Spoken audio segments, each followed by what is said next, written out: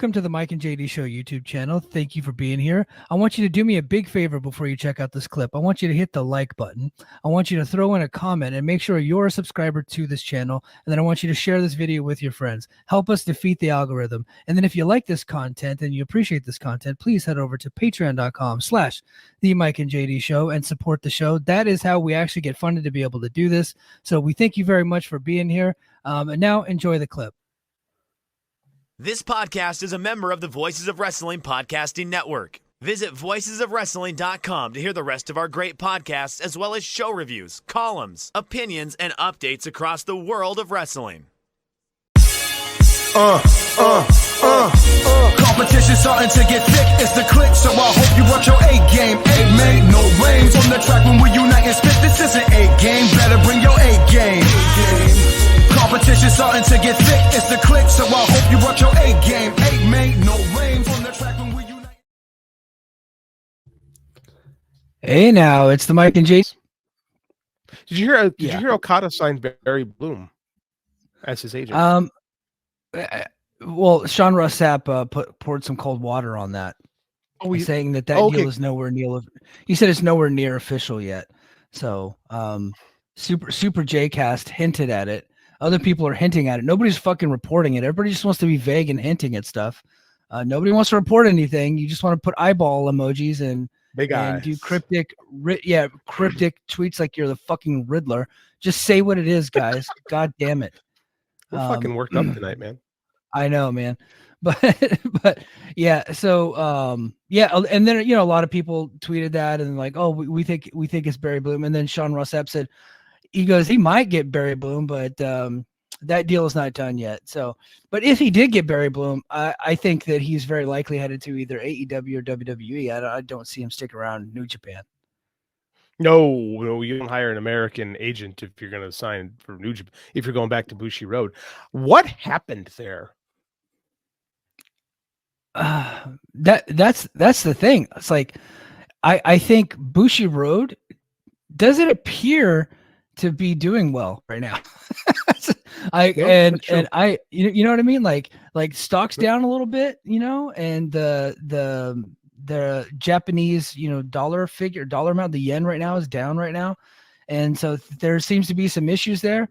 And if you're Okada and you're 35, 36, you're a little bit beat up, you got some nagging injuries, and you saw Nakamura making really good money, in WWE, and he's never been the top guy there. But you know what? Okada's been a top guy for a long time. He might not give a fuck anymore. He's like, now he wants to go. He's like, look, I've been the top guy in a promotion for a long time. I'd like to just go get paid now. And maybe he's wanting to do that. Who knows? And then, or he could go to AEW and still work some Japan dates. And he won't be the top guy in Japan, but he could be, a guy in Japan while still working in the US and making bigger money. Hey, Kota Ibushi's working the next big Noah show, and he's all elite. Yeah. So I could honestly, both are a good move for him. If he's grown weird, because that's saying he'll never be a top guy in the US. He just won't. Yeah. Like maybe in AEW more than WWE. I mean, he's got to genuflect onto Max like everyone has to if he goes to AEW. But I mean, like maybe you're right. Maybe he doesn't care. Maybe he just wants to cash some checks. Yeah. Yeah. I mean, and at this point, look, I get it, man. Look, I'm 40, right? And I'm about to hit 20 years in the military. I have some big decisions to make. A big part of me, like my heart is where my job currently is, and I feel committed to this job, and I've been all over the world and I've done a great job, but I'd also like to go get paid.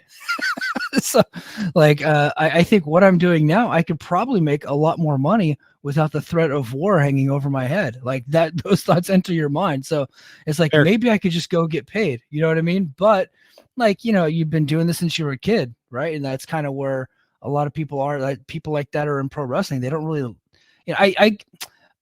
in Japan, the culture is different. They like being attached to a promotion is very much part of their identity, and they don't want to break away from that.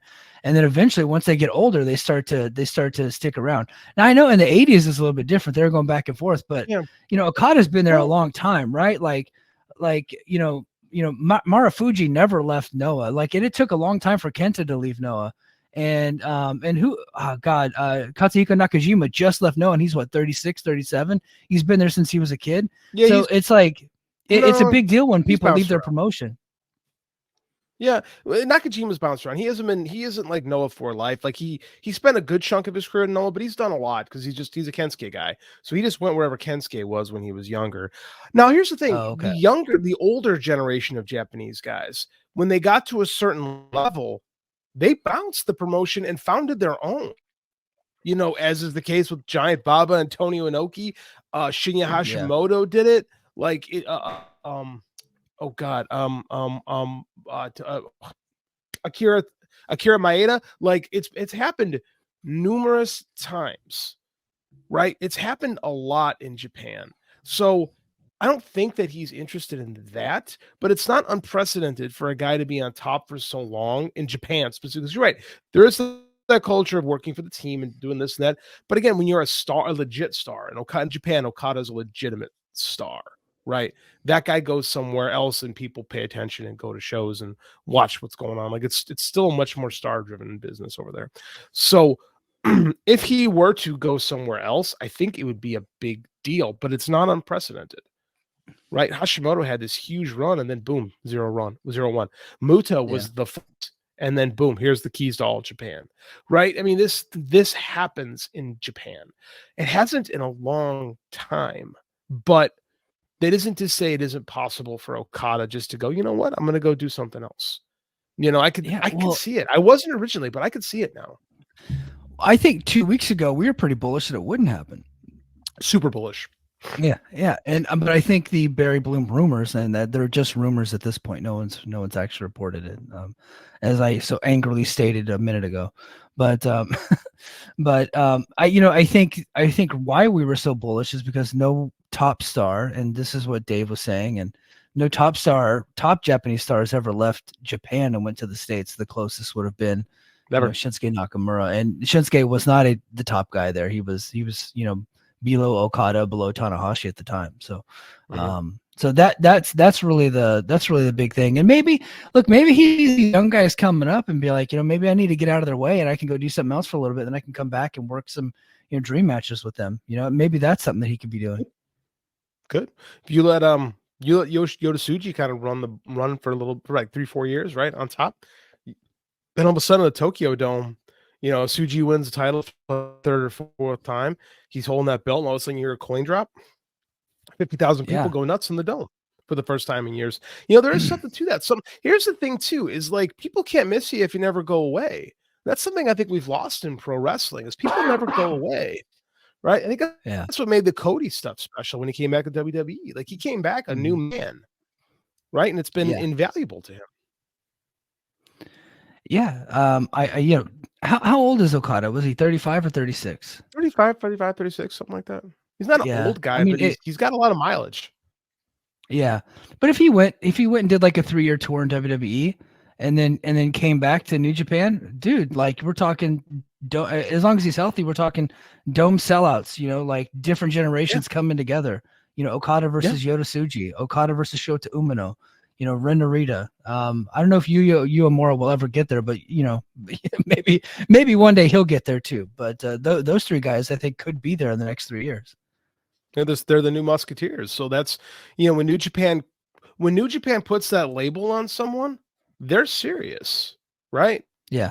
Like this, they're like, these are our guys. Like they did it with Hashimoto, Muto, and Shono in the 80s or early 90s. They did it with Okada, Tanahashi and Nakamura.